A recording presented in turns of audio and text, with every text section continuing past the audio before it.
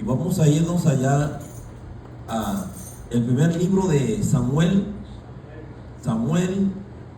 en las Escrituras. Gloria a Dios.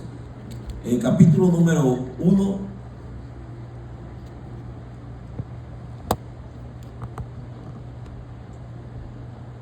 Versos del 9 hasta el 13.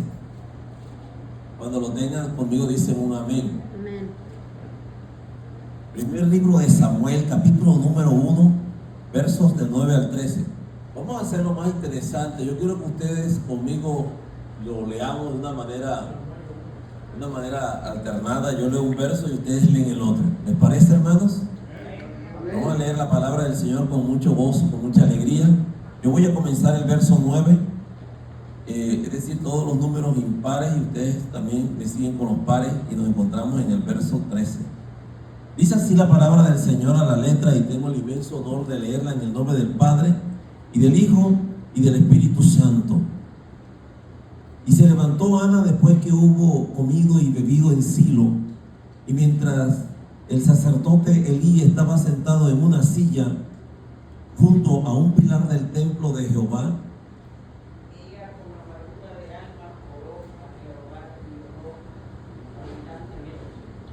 e hizo voto diciendo: Jehová de los ejércitos, si te dignares mirar la aflicción de tu sierva y te acordares de mí y no te olvidares de tu sierva, sino que dieres a tu sierva un hijo varón, yo lo dedicaré a Jehová todos los días de su vida y no pasará navaja sobre su cabeza.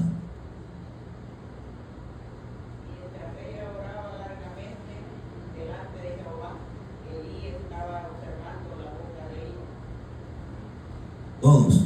Pero Ana hablaba en su corazón y solamente se movían sus labios y su voz no se oía, y Elí la tuvo por ebria. Esta es palabra del Señor, hermanos, es fiel, es digna de ser recibida por todos sus santos escogidos. Vamos así a poner este tiempo en las manos del Señor. Padre, yo te doy gracias en esta preciosa hora. Nos presentamos a ti, reconociendo que separados de ti nada podemos hacer.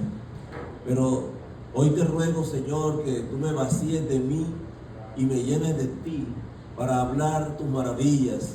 Que esa palabra de ciencia y de sabiduría pueda fluir a través de mis labios y pueda traer esperanza, pueda, Señor, reconfortar el corazón en esta preciosa tarde, Dios mío, y que toda carga, todo pensamiento que oprime, que genera aflicción, dolor, sufrimiento, puedan ser consolados, Señor, y llevados a la obediencia de la fe en Jesucristo, tu Hijo, en la cruz. Gracias por estar aquí con nosotros, porque es una promesa, Señor, que tú dejaste de una manera perpetua y se ha cumplido, Señor, y hoy nosotros damos fe de que es una realidad, porque tú dijiste que estarías con vosotros todos los días hasta el fin del mundo. Gracias, Señor, porque tú nos visitas hoy, nos abrazas y nos bendices con tu amor inagotable, Dios mío. Gracias, Jesús, por cada hermano presente en esta preciosa tarde, y todo lo que hayamos de hablar, lo que hayamos de decir, Señor, todo va con un fin, con un mismo propósito, y es el de glorificar tu glorioso nombre. Amén y amén. Pueden tomar sus lugares, mis amados hermanos. Gloria al Señor. Amén. Y la aplauso para Cristo, déselo con todas las ganas, ¿verdad? Yo también me uno a ustedes, hermanos. Aleluya. Gloria a Jesús. Bien, en esta tarde entonces vamos a titular este mensaje, esta reflexión: acuérdate de mí. Mire cómo le he puesto como tema: acuérdate de mí. Amén. Dígaselo a la persona que tiene al lado suyo. Dígale: Dios me dice, o yo le digo a Dios, acuérdate de mí. Dígale: yo le estoy diciendo al Señor, acuérdate de mí. Porque esta es la esencia de este mensaje, de esta lectura que hemos llevado a cabo, hermanos. Yo no sé cuántos de ustedes les ha pasado, pero en términos humanos, fíjense que muchas personas a nosotros, por alguna razón, en algunos momentos de la vida, nos han quedado mal, ¿verdad? Nos han dado promesas que son incumplidas, tales cosas nunca se llevaron a cabo. Nos hemos muchas veces frustrado, nos hemos decepcionado de personas que uno las consideraba en algún momento parte muy especial, muy integral, muy cercana a nosotros, y nos defraudaron. Porque en alguna instancia de la vida, ¿verdad? Se dio esa situación, ¿verdad? Que necesitábamos de ellos o de ellas, y de pronto algo te dijeron como a manera de una promesa, pero nunca se cumplió. Y pudiera poner el ejemplo como el caso de José cuando estaba allá en aquella prisión. Fue algo injusto, ¿verdad? Lo que pasó en la vida de este joven, hijo del patriarca. Estaba allí en un calabozo, en una mazmorra o en una celda, con ese frío y esa humedad tremenda, allí en el olvido, producto de una calumnia que levantó la mujer de Potifar contra él, por él a negarse, a no proceder a su capricho, también a que se entregara a ella, y fue llevado, fue incriminado, y le levantó un falso, y allá terminó en ese lugar, en esa prisión. Pero allá habían dos hombres que también habían sido enviados por algunas otras razones por parte de Faraón. Uno era el copero del rey y el otro era el panadero. Y sucedió que pasando el tiempo, porque José, dice la Biblia, que siempre tuvo gracia para con todas las personas que estaban alrededor, porque Dios prosperaba todo lo que él hacía, porque Dios estaba con él. Y dice que ellos en un momento soñaron cada quien, una misma noche, diferentes sueños. José los interpreta, y producto de eso, al final, cuando el copero escucha que o sea, pronto iba a ser restituido de su posición, de su cargo, José le dice: cuando te presentes ante Faraón y seas restituido de tu cargo, acuérdate del bien que hoy tienes y ten misericordia de mí, y haz misericordia conmigo, y hazle saber a Faraón, ¿verdad? Que yo quiero ya salir de esta casa. O sea, él le dice que sí, ¿verdad? Le promete que sí lo va a hacer, pero le está diciendo: acuérdate de mí. Tales palabras se las lleva el viento. Parece ser que el hombre, por la alegría, al momento, la emoción, hermano, se olvidó de lo que había prometido, ¿verdad? Y fue restituido efectivamente a su cargo, tal cual como José lo había interpretado, así se había dado, y el otro hombre, el panadero, fue ejecutado.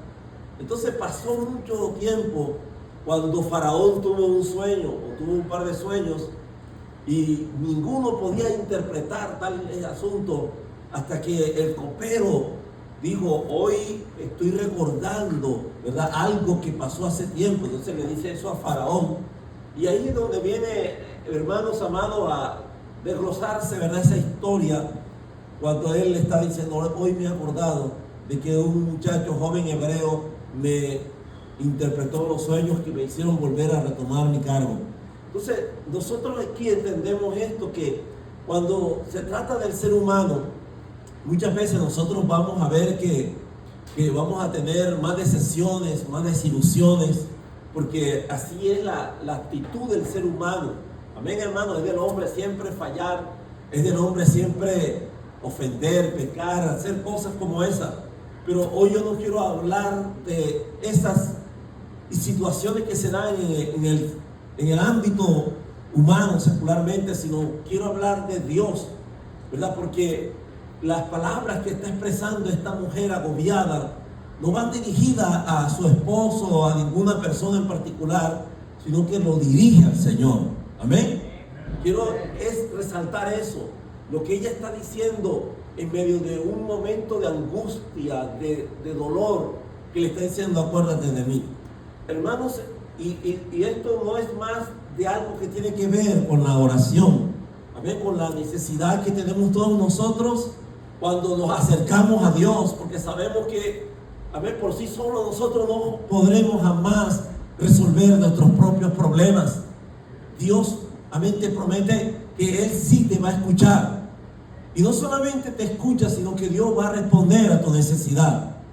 Probablemente los hombres, amén, es decir, que en algún momento de la vida te hicieron promesa, te fallaron, te rechazaron, te menospreciaron, te señalaron, fuiste objeto de crítica, de murmuración, de calumnia, ¿verdad?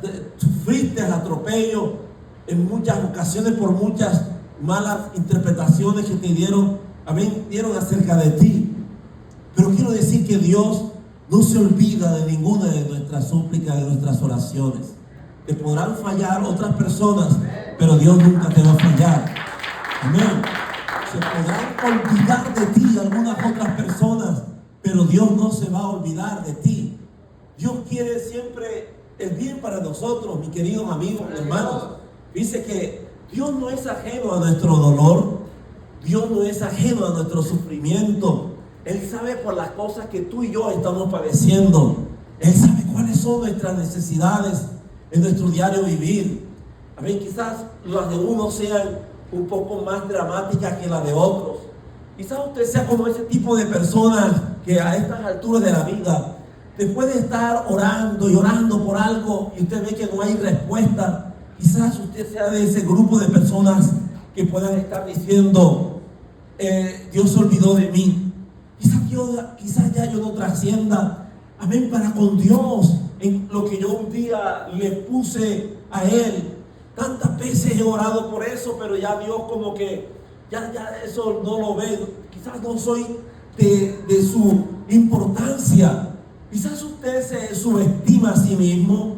Quizás puede ser que algo, amén, que ha hecho que usted se sienta muy susceptible de haber ofendido a Dios, de haberle fallado, haber pecado. Te hace a ti como ser una persona como que te autoconmiseras a ti mismo, te laceras, ¿verdad? Te inflige tú mismo el dolor porque dices, ¿verdad? Yo no me merezco ni que Dios me escuche.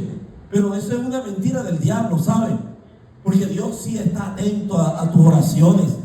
Porque Dios jamás dice en la Biblia que va a despreciar un corazón contrito y humillado.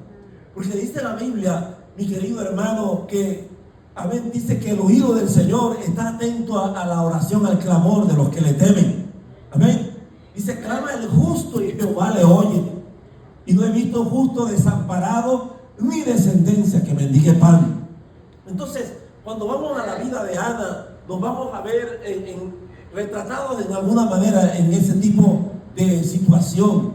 Pero quiero hacer un retro acerca de este caso, de esta historia. Ana era una mujer, como les decía yo, muy sufrida. Era una mujer de un hombre llamado Elcana. Elcana era una persona que venía de la tierra de Ramataim, de Sofín, de los montes de Efraín. Y por lo que miramos en Primera de Crónicas, capítulo 26, verso creo que el 13, dice que él venía de un linaje sacerdotal, de una familia, de una clase levítica. Por lo tanto, cuando él se presentaba a ofrecer a Jehová de los holocaustos y todo, lo hacía como si fuera un hombre de la clase levítica. Y dice la Biblia que este hombre tenía 2 mujeres. O sea, no se animen los varones, no es una cuestión que se tenga que practicar en estos tiempos. Era algo que pertenecía ya a aquella dispensación, hermanos. Y dice que tomó 2 mujeres, una se llamaba Penina y la otra mujer llamada Ana. Pero Penina tenía hijos, mas Ana no. Entonces Penina, dice la Biblia, que irritaba a su contrincante, la entristecía, la hacía enojar. Él sabrá lo duro, lo difícil que pudiera haber sido para una mujer de aquellos tiempos que no podía, amén, tener la dicha, el honor de abrazar a un hijo. Porque sabe una cosa, hermano, una mujer de aquellos tiempos, recobraba valor, era de gran estima una mujer cuando podía tener 1, 2, 3, 4, 5 hijos. Mientras más hijos tenía, más grande era la honra para esa mujer. Pero el no tenerlos, cuando era estéril, era afrentada, era causa de afrenta, del oprobio de la gente, era causa del señalamiento, era vista como una mujer, como poca cosa, ¿me entiendes? Era menospreciada, se sentía señalada por la sociedad de aquellos tiempos, entonces irritada por su contrincante. Pero algo sucedió en esta historia que le dio, hizo revertir el destino de esa mujer. ¿Y qué fue lo que la llevó a ella a eso? Fue la manera como ella comenzó a visualizar de ahí en adelante su situación. Porque aunque no era una madre, fíjese usted, ella potencial o exponencialmente se convirtió en una madre. Comenzó a gestarlo en su corazón, a visualizarlo en el espíritu. Y comenzó ella a entender la razón del por qué traemos hijos al mundo. Penina, por supuesto, era una madre de muchos hijos, y ella dice que cada año acompañaba a su marido Elcana, el cual le daba a cada uno una parte para ofrecerla como sacrificio a Dios. Pero a Ana le daba una parte escogida, una parte estimada, porque la amaba. Pero cuando Penina iba al templo allá en Silo, ella simplemente lo que hacía era, provocar intencionalmente una malintención de hacerle restregar a esta Ana, a los hijos en la cara y decir: mira, yo sí tengo hijos y tú no tienes nada. La incriminaba, la señalaba, la hacía sentir mal. ¿Se da cuenta? Pero Ana, dice la Biblia, que cada año no fue una oración la que presentó a Dios, fueron muchas ocasiones que ella iba al templo. El valor de la oración, mis hermanas, amén, tiene poder. Una poderosa oración nace producto de una tremenda necesidad. Hermano, en medio de las necesidades más críticas en nuestra vida es donde surgen los milagros. Amén, ¿usted lo cree? Bendito sea Dios. Cuando nosotros estamos bien, que todas las cosas marchan bien en nuestras casas, todo es felicidad, todo va bien, los hijos están gozando de buena salud, hay chavos, ¿verdad?, en la bolsa, en la cartera, hay provisión, las despensas están llenas, la refrigeradora está llena, gozamos de una óptima salud, en el trabajo marcha bien todo, tenemos una casa, un carro, o sea, hay una estabilidad emocional, tanto material como espiritual, o sea, todo marcha bien.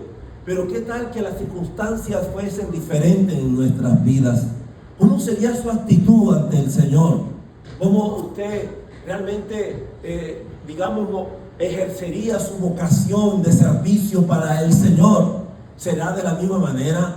¿Sería una persona creyente quejosa o quejoso de que todo el tiempo nada más se la pasara a estar presentándole quejas a Dios? ¿O vivir una vida amargada, vivir una vida llena de coraje y envidiando lo que otros tienen? ¿Cómo sería su corazón delante del Señor cuando la vida no le sonríe de la misma manera? Cuando hay adversidades.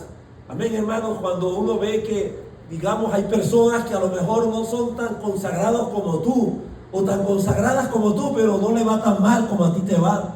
Y empiezas tú a crear un conflicto con Dios. ¿Cómo es posible? Yo te sirvo, yo que siempre estoy ahí en tu casa, en tu templo, yo que me porto bien, yo que hago todas las cosas que mandan los cánones bíblicos, yo siempre tratando de ganar almas para ti, orando por los enfermos. ¿Y por qué me pasa esto? ¿Por qué siempre es a mí a quien me vienen estas calamidades? ¿Y por qué no aquella? ¿Por qué no aquel? Que, es más, hasta muy rara vez lo veo en la casa tuya, en tu iglesia. Misma, sin embargo, tú los tienes bendecidos y vienen al frente y hablan de las bendiciones y todo va bien, todo marcha bien en su casa, y nunca yo los veo ni en la vigilia, ni en los ayunos, ni en las oraciones, ni en los cultos regulares. Ahí a una de las 500 vienen a veces un domingo en la mañana. Amén, pero ¿por qué a mí? Entonces, muchas veces, hermanos, nos ponemos en un plan de competir, de medir nuestro nivel, nuestras situaciones con otras personas. Pero no nos hace eso realmente creer que Dios nos haya dejado. No, Dios no es, un villano. Dios no es una persona vengativa. Dios no nos tiene a nosotros, hermanos, sufriendo por gusto. Dios, nunca nos ha abandonado. Es más, esto no tiene nada que ver con Dios. Muchas veces hay cosas en las cuales se las inculpamos a Él, le achacamos nuestros males que nos aquejan a Dios, pero muchas veces son decisiones fallidas que hemos dado en la vida, malos pasos, y eso crea como consecuencia ese tipo de situaciones. Pero Dios quiere siempre el bien para nosotros, dice, porque tengo un pensamiento, amén, para bien en cada uno de vosotros, no un pensamiento de mal, porque el pensamiento bueno tengo para vosotros, dice el Señor. Bendita sea la gloria de Dios. ¿Sabe? Lo que yo creo en todo esto es que Dios nos pone a prueba realmente a ver dónde tenemos ubicado nuestro corazón, qué lugar realmente Dios ocupa en nuestra vida. Porque como el joven rico, Dios pesó el corazón del joven rico cuando él, pensando que hacía todo lo que decía las leyes, las escrituras, Jesús le menciona 3, 4 mandamientos de la ley, y él le dice: todo esto yo lo he hecho desde mi juventud. Pero cuando el Señor pone a prueba tan solo algo que había en su corazón, una sola cosa te hace falta para que seas perfecto. Anda, vende todo lo que tienes, repártelo entre los pobres, y entonces ven y sígueme. Dice la Biblia que cuando el joven escuchó aquellas palabras, se entristeció en su corazón, dio media vuelta y se fue rumbo hacia la perdición eterna. ¿Por qué pasó eso? No era que Dios quería desposeer a ese joven de su, amén, de su herencia, de su fortuna. No era que Dios quería dejarlo pobre. Dios, amén, el Señor Jesús lo que quería era probar el corazón de ese muchacho, a ver dónde tenía puesto su corazón. Jesús dijo que donde está vuestro tesoro, ahí estará puesto vuestro corazón. Dios pone a prueba nuestras vidas a saber cómo está ese nivel de confianza que deberíamos de tener para poder. Pero Dios nunca jamás, hermano, se va a quedar en silencio cuando un justo le clama. Amén. Dice que la oración eficaz del justo puede mucho. Amén. Cuando tú estás orando, Dios nunca te va a dejar solo. Amén. Créelo siempre. Mire, lo que pasa es que no hemos entendido, porque como no leemos casi las escrituras, no hemos podido comprender la mente de Dios. No hemos podido todavía afinarnos a la voluntad del Señor, porque la Biblia nos es clara. Dice el Señor en la carta, la epístola que el apóstol San Juan escribe a la iglesia, dice: esta es nuestra confianza que tenemos para con el Señor. Repito, esta es nuestra confianza que tenemos para con el Señor, que si alguna cosa hemos de pedir de acuerdo a su voluntad, Él lo va a hacer. Entonces, ¿qué es lo que entendemos con esto? Mis amados hermanos, no todas las oraciones que nosotros oramos, levantamos al cielo, tienen que ser un sí. Ya a veces nosotros creemos que cuando oramos sí o sí, Dios nos va a responder lo que estamos presentándole a Él. Pero cuán equivocados estamos. No todas las oraciones tienen que ser respondidas con una respuesta positiva. Dios responde de 3 maneras en nuestra vida. Lléveselo y escríbalo en la tabla de su corazón, de sus pensamientos. Dios responde de 3 maneras en nuestra vida: con un sí, con un no o con una espera. Pero Dios nunca te va a dejar con la palabra en la boca. A veces las personas en este mundo son muy maleducadas. Uno está hablando y te dejan con la palabra en la boca y uno dice: ay, ¿cómo así? ¿Verdad? Y esta persona está hablando conmigo y me dejó ahí como si yo estuviera pintado en la pared. ¿Me entiendes? Pero Dios nunca te va a dejar con la palabra en la boca. Y hay oraciones que Dios no todas las veces te va a responder afirmativamente. Y yo le puedo dar garantía bíblicamente que hay personajes en las escrituras que ellos le oraron a Dios y no recibieron lo que pidieron. Recuerde un Elías cuando estaba deprimido, cuando se había ido rumbo hacia el desierto por 3 días allá, en ese lugar escondido de una mujer. Una temeraria mujer llamada Jezabel lo intimidó y lo amenazó de muerte, y él huyó. Y estando allí en aquel lugar escondido, le oró a Dios, afligido, abrumado por lo que estaba pasando. ¿Y qué le dice al Señor? Le dice: quítame la vida. Le dice Elías, el profeta, a Dios: quítame la vida porque no soy mejor que mis padres. ¿Y qué le respondió Dios? ¿Le quitó la vida? No. Por el contrario, para noticias para ustedes, les comento que este hombre se sorprende porque ni siquiera logró ver muerte. Con el pasar del tiempo no llegó a viejo para ver muerte, Y dice la Biblia que Dios más bien se lo llevó en un carro de fuego, en medio de un torbellino, para nunca haber muerto. Gloria al Señor. Entonces hay oraciones que Dios no contesta. Pablo el apóstol, en medio de una aflicción de algo que lo agobiaba allí con su propia naturaleza, su propio cuerpo, le dice un día al Señor: quítame este aguijón de mi cuerpo. ¿Y qué dice la Biblia? Que Pablo oró por tres ocasiones para que Dios le quitara el aguijón de su cuerpo. Pero un día, por tercera vez, porque cuando ya Dios te dice algo, ya ni insistas, ¿me entiendes? A lo que ya uno, por capricho, por insistencia, está como constantemente hablando de lo mismo. Cuando Dios te dice algo, ya no insista, porque eso ya sería necedad. Y por tercera ocasión Pablo oró a Dios y el Señor le respondió la tercera vez y le dijo: Saulo, o Pablo, bástate mi gracia, porque mi poder se perfecciona en tu debilidad. Y dile al débil: fuerte soy. Amén. Entonces, esa es la oración que Dios le responde a este varón. ¿Qué se dice? Hablándolo en un ámbito dentro de la teología. No está escrito, pero algunos eruditos allí han sustraído algunos textos que ellos sacan la conclusión que la aflicción o el aguijón que libraba el apóstol San Pablo se trataba de un problema de la vista. Un problema ya pudiera haber sido principios de glaucoma o problemas de astigmatismo. ¿Por qué dicen algunas personas estos eruditos, exégetas? Porque piensan que cuando Pablo iba camino hacia Damasco a tomar medidas para desolar las casas de los cristianos, porque iba con cartas de las autoridades para con ese fin, dice que tuvo un encuentro con el Señor y dice que cayó al suelo, venía quizás en un camello, en un caballo, en un burro, no sé, pero dice cayó al suelo, y cuando cayó, dice la Biblia que una luz intensa como la luz en su fuerza, en su plenitud, no pudo él ver, quedó como ciego, y escuchó la voz de allá arriba de los cielos que le dijo: Saulo, Saulo, ¿por qué me persigues? Dura cosa es dar cosas contra el aguijón. Entonces, cuando él oyó esa voz, quedó estupefacto, petrificado en aquel momento, y él pudo entender que era el Señor. Dice: yo soy Jesús de Nazaret que tú persigues.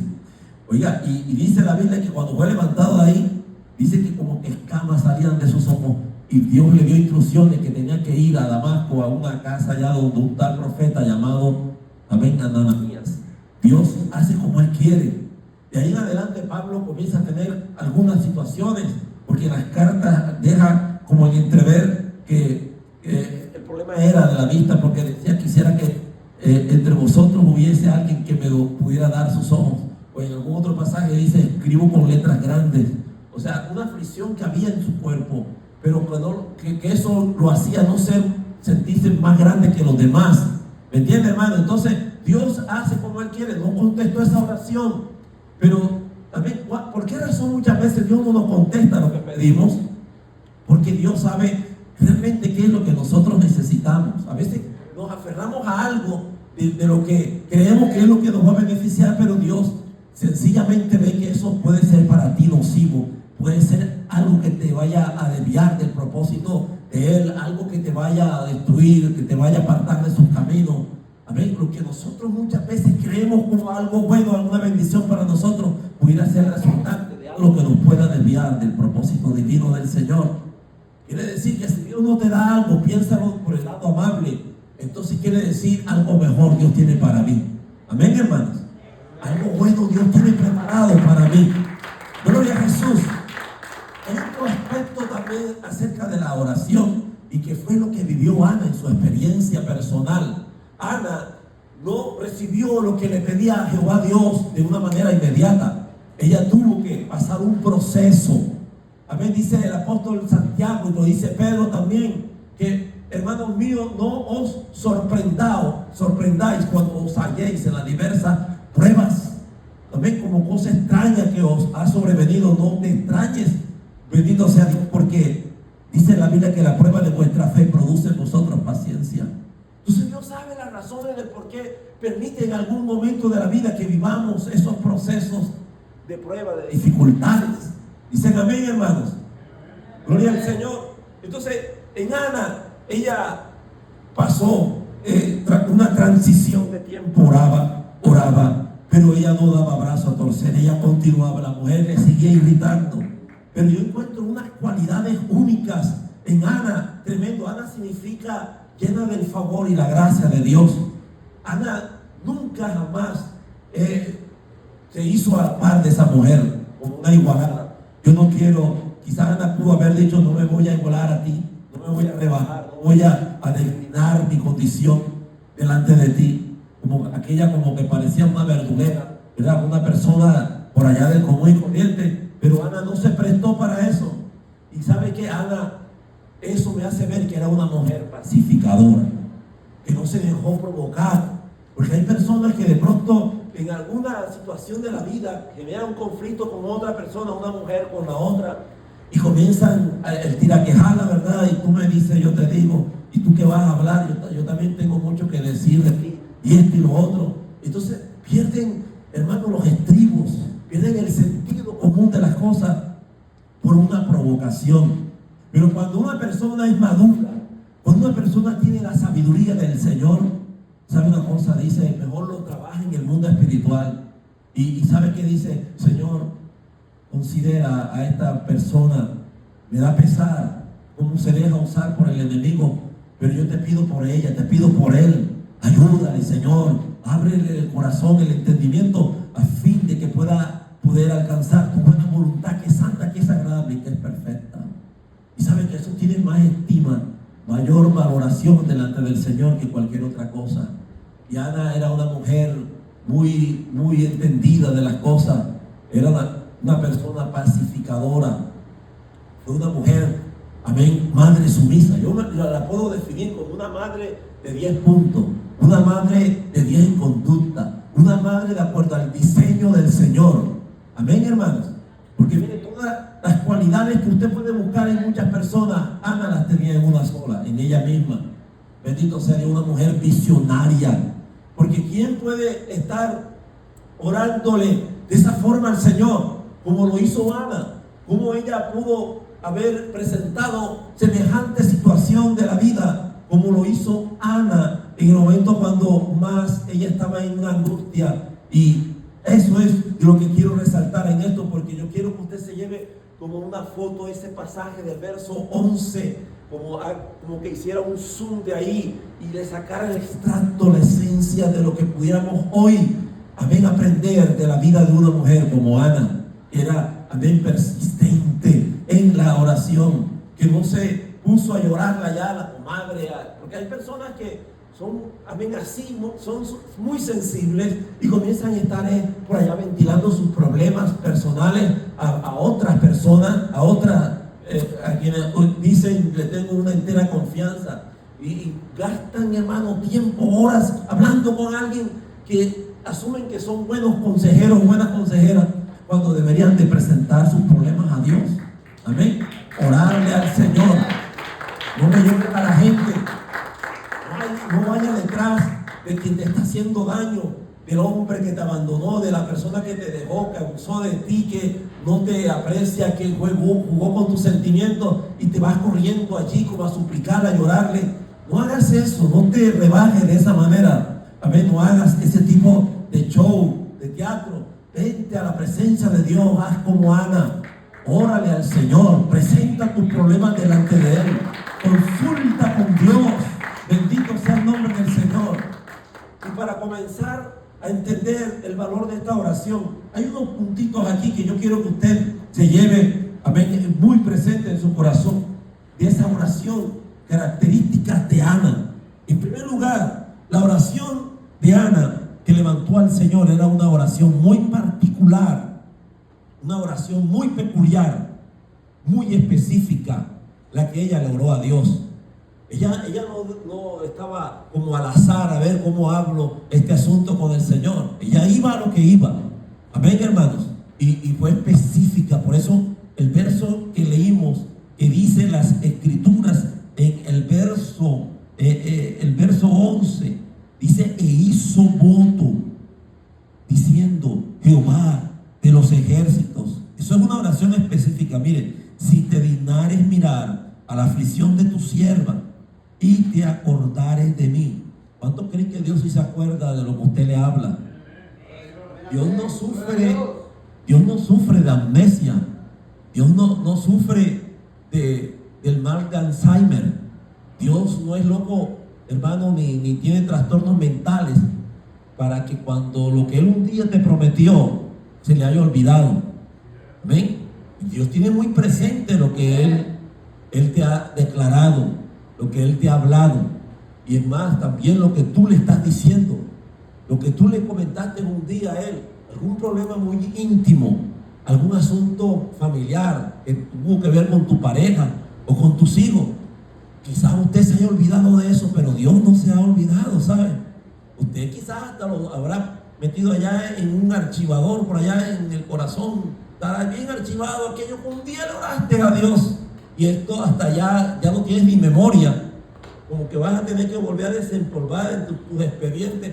Algún momento algunas personas como que escriben lo que un día a Dios le oraron, y quizás a otros de pronto hasta se le olvidó, pero Dios no se ha olvidado de ninguna de nuestras súplicas. Es más, la Biblia dice que Él en su redoma, que es como una cacerola, un recipiente, Él recoge las lágrimas de todos sus hijos y las anota en su libro. Dice la Biblia, hermanos, Dios toma nota de tus oraciones.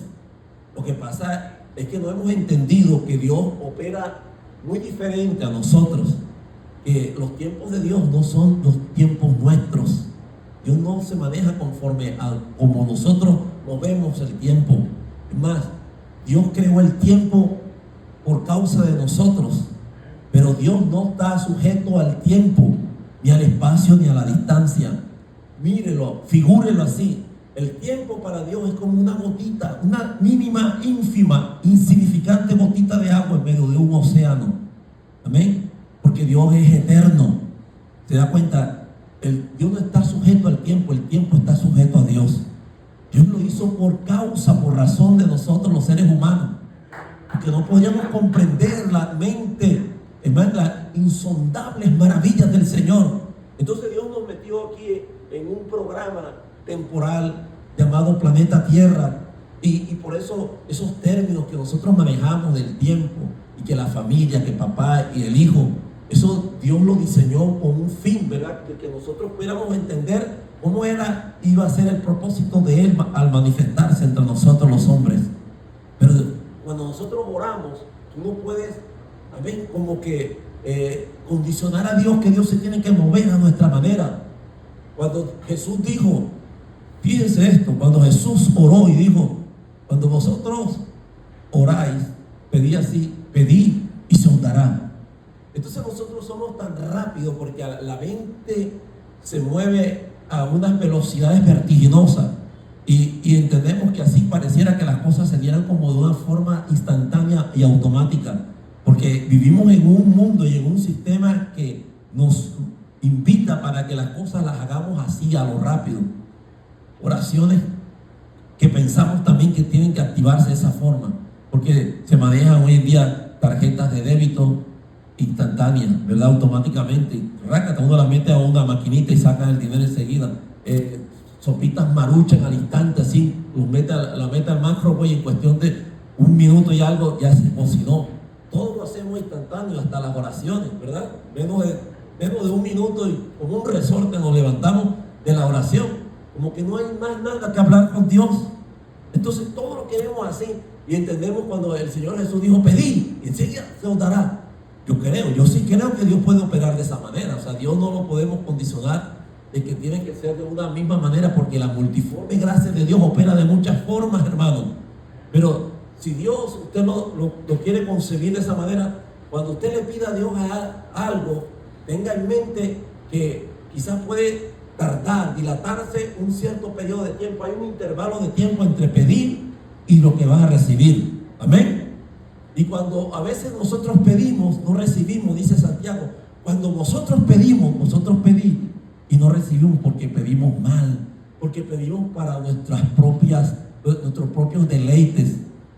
Pero Romanos 8:26 creo dice que el mismo Espíritu Santo de Dios sabe pedir mejor que vosotros, sabe interceder, amén, con gemidos porque Él sí sabe cuáles son nuestras necesidades. Gloria al Señor.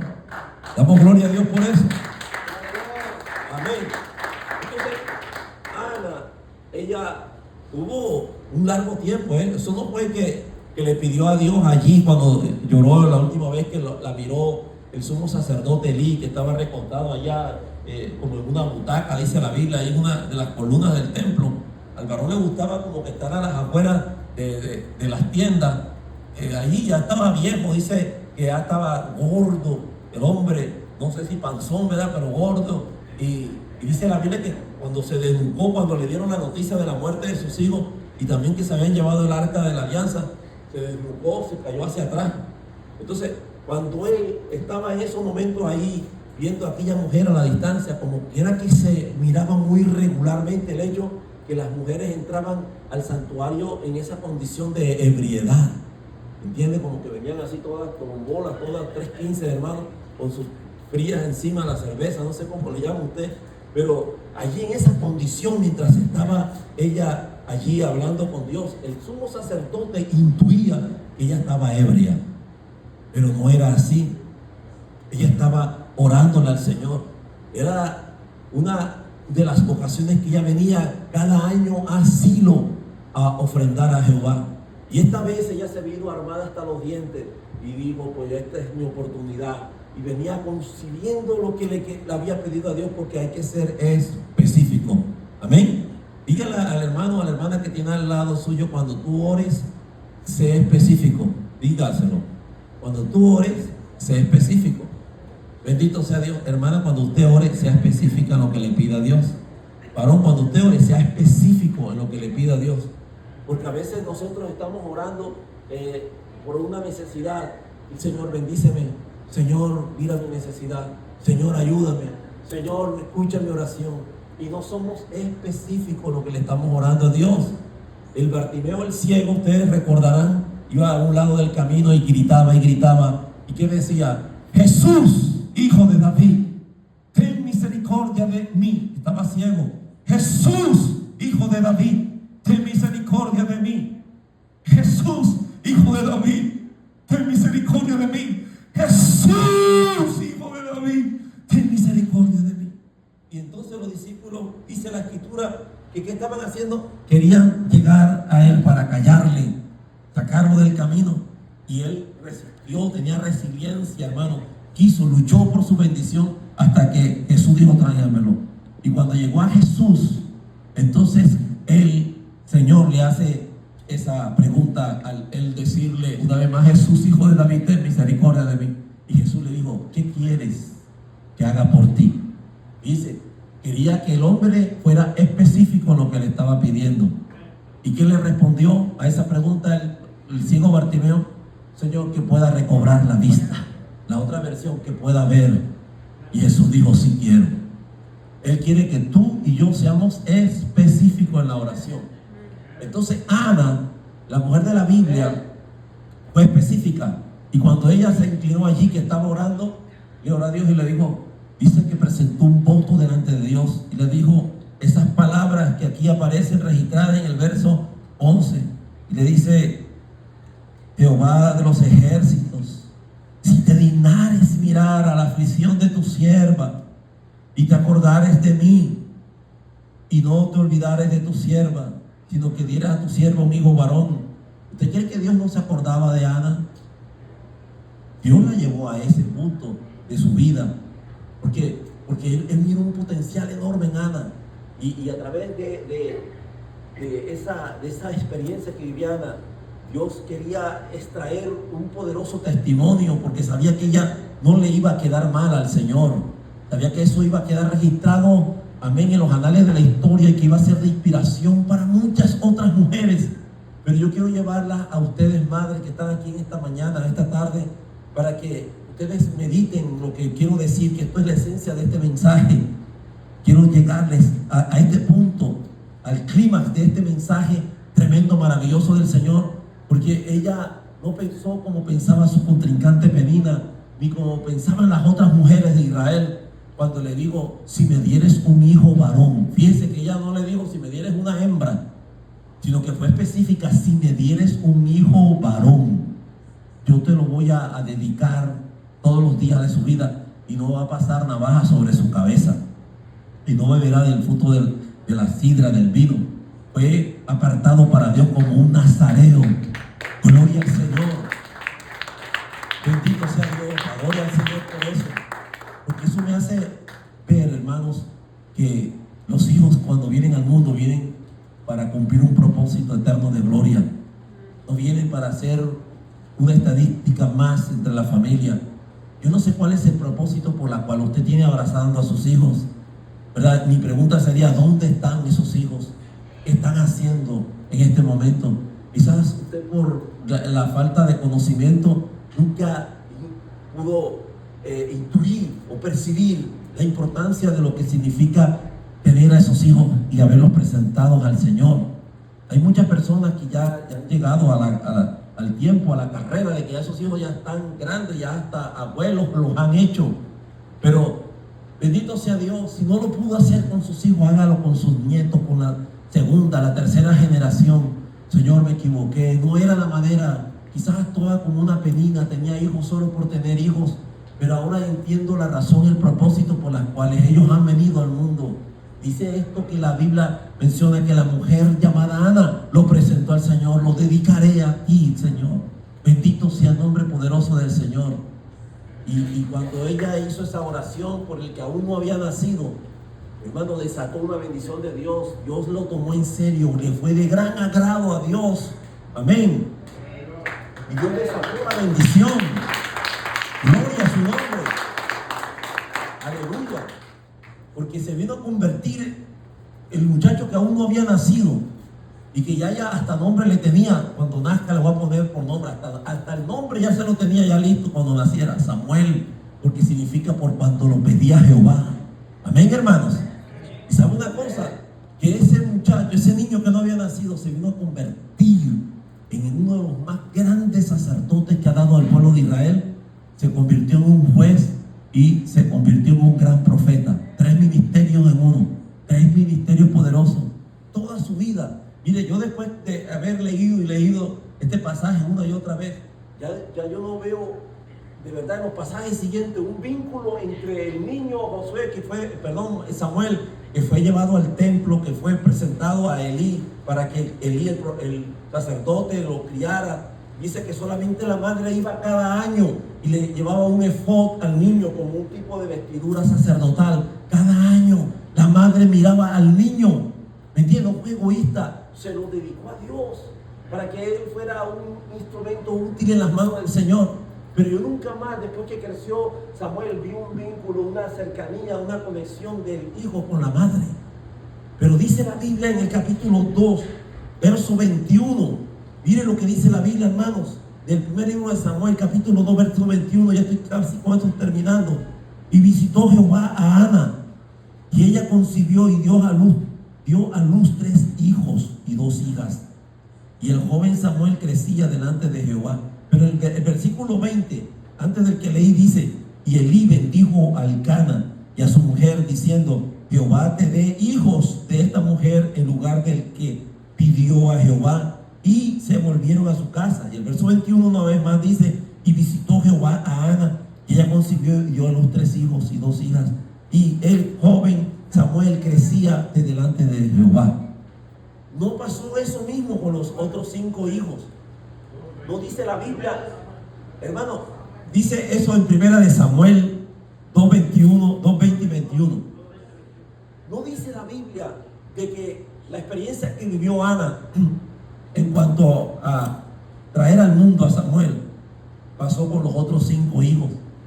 Samuel era la bendición por la que ella peleaba para desatar la bendición sobre su casa. Samuel vino a ser, amén, el primogénito entre sus hijos.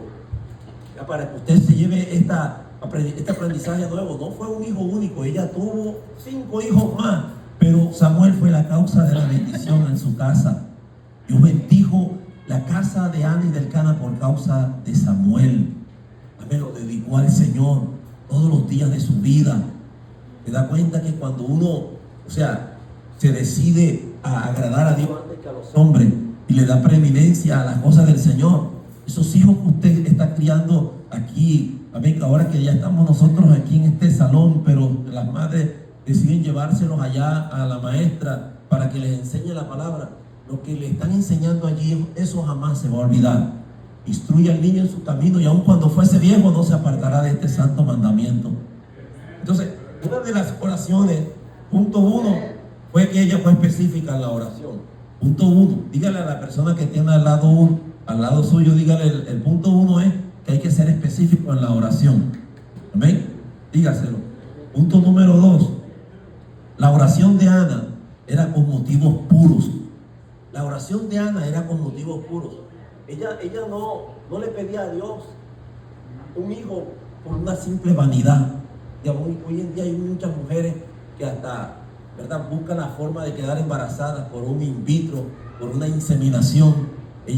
Algunas son alquileres de vientre o vientres en alquiler para que otras parejas, yo he conocido casos de personas que han hecho eso, que le piden a alguien. Mire, yo conocí en particular allá en Jacksonville a una pareja que no podía tener hijos, pero ellos estaban bien acomodados, también materialmente, pero había una familia en la iglesia que no estaban en la misma condición, estaban más desfavorables, pero sí tenían niños. Las que estaban bien no tenían, pero los que no tenían nada estaban más en la pobreza. Entonces, como eran íntimos, amigos, ¿qué hizo la pareja? Se pusieron de acuerdo para que la mujer, que sí era buena parentera, le rentara, le alquilara el vientre, a fin de que aquellas que no tenían pudieran llevar a cabo eso de sentirse realizado por la llegada de un bebé al mundo. ¿Cómo les parece? Como dirían en mi país, agárrate para que no te caiga. ¿Me entiendes? O sea, eso pasó, hermano. No estoy contando un cuento de hada. Yo pude ver, amén, allí muy de cerca ese caso. Entonces, o sea, ¿para qué nosotros venimos a orar para que Dios nos dé hijos? Hay madres que por años son estériles, nunca han podido dar hijos. Hay situaciones así, pero se ha hecho usted la pregunta, estoy orando la manera correcta, la manera más convencional, lo bíblico fuese de que cuando una pareja se casan para procrear hijos, ¿verdad? Si no se ha dado eso, hay algo que está allí mal, hay un problema biológico, un problema, ¿verdad?, ya sea por causa del varón, por causa de la mujer, pero hay que orarle a Dios, hay que mirar que no está bien allí en esa intimidad, en esa relación. Y cuando hay sinceridad, cuando hay verdaderamente un propósito, una causa, y es más, me atrevo a decirle que cuando usted desafía el trono del Señor y ora específicamente de esa manera, si son una pareja de jóvenes que no han podido tener hijos, pero cuando le oran a Dios, te vamos a hacer un voto delante, amén, de ti, Señor. Mi esposo y yo estamos orando y estamos comprometiéndonos seriamente que si tú nos das un hijo, ya, y le especifican lo que le están pidiendo, te prometemos que te lo vamos a presentar, a dedicar a ti. Yo le aseguro que eso Dios lo va a tomar en cuenta. Amén, hermanos. Porque son una oración con motivos puros. No es como para ser populista, para exhibirlos en las redes sociales, ya, porque solo ve uno a montón, ¿verdad? Personas que quieren like porque tienen ahí fotos de los hijos. No es con un fin de generar un conflicto como otras personas, como Ana pudiera haber dicho a esta otra rival, Penina, te lo voy a enseñar, mira, hija del diablo, tú me estabas a mí ofuscando, me tenías a mí afligida, pero ya Dios me dio. O sea, ella no tenía esas intenciones, simplemente lo hizo con un motivo puro, y era el honrar al Señor, y Dios la bendijo. Amén. Gloria al Señor. Empezamos por eso. Tercero, ya estoy terminando, la oración perseverante. Estaba una mujer que, hermano, era de armas tomar. Ella no se rindió tan fácilmente. Hay personas que, o sea, presentan una situación familiar, algo que está en punto de tensión, y le lloran a Dios y todo, pero como no ven la respuesta inmediata, entonces, ¿qué sucede? Declinan, ¿verdad? Se rinden, sucumben, quedan inmersas ante el problema. Por eso les decía que entre las respuestas que Dios nos da, existe una tercera respuesta que Dios nos está diciendo. No lo dice esto literalmente la Biblia, sino que por leer tanto la Biblia podemos ver e interpretar que así es. Y es que Dios nos dice espera. Dios nos da un tiempo, un margen de espera. ¿Por qué digo eso? Voy a solamente a tocar un solo texto que aparece en los Salmos en el capítulo número 40. Y lo está declarando el rey David. ¿Y qué dice el Salmo 40? Dice: pacientemente esperé en Jehová, y se inclinó a mí y escuchó mi clamor, y me hizo sacar del lodo cenagoso, del pozo de la desesperación. Puso mis pies sobre peña y enderezó mis pasos. Entonces, ¿qué sucede? Que Dios no te va al momento a contestar inmediatamente, pero sé tú paciente, espera en el Señor, ten una buena actitud delante de Dios. Mientras Dios te está por responder, que no te quedes con los brazos cruzados, alaba al Señor, amén, confiesa, dile: Señor, aunque todavía el milagro no se produce cuando usted lo está mirando, sino cuando usted comienza a orar, como lo hacía Ana. Gracias por este hijo, Señor, que me has dado. Señor, gracias porque yo lo veo como un ministro, un hombre de Dios. Me imagino a esa mujer que se quería comer el mundo, quería ella demostrar que la fe era una mujer creyente, una mujer muy de confianza, de alta confianza con Dios. Yo quiero que mi hijo Samuel sea un gran hombre, un gran baluarte, un sacerdote, porque había crisis sacerdotal en aquellos tiempos, porque dice la Biblia que en los tiempos de los jueces, dice que cada uno hacía lo que mejor le parecía, pero Samuel era una persona entregada, consagrada a Dios. ¿Por qué? Porque hubo una madre que oraba por él, una madre que oraba por sus hijos.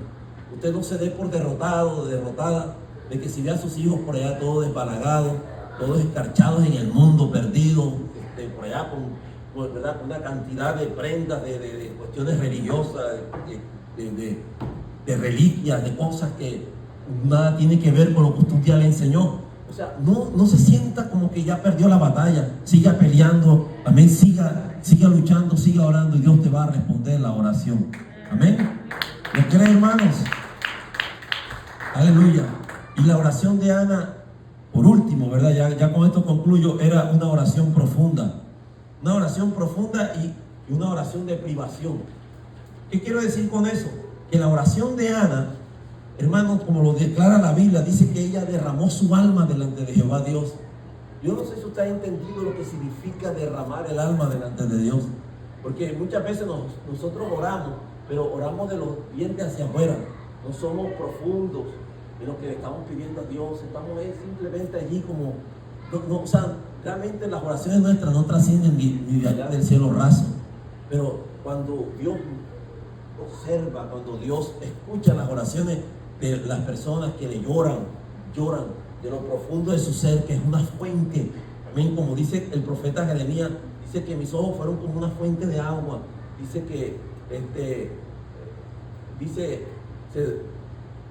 me seduciste y fuiste más fuerte que yo, porque me venciste. Quebranto tras quebranto, lágrima tras lágrima, mi corazón se vuelve agua delante de ti. Ya cuando, por la causa de todos mis enemigos que me han atacado. O sea, Jeremías era un profeta llorón, lloraba, ya, pero se descargaba en Dios, no en el rey o cualquier otro por ahí cercano, sino en Dios. Va a ver que eso le va a funcionar, hermano. Llora delante de Dios, porque las lágrimas purifican el alma. Las lágrimas, amén, te traen liberación. ¿Usted no se ha dado cuenta que cuando uno ora y llora delante de Dios, uno siente como la sensación de dar un suspiro profundo, ¿verdad?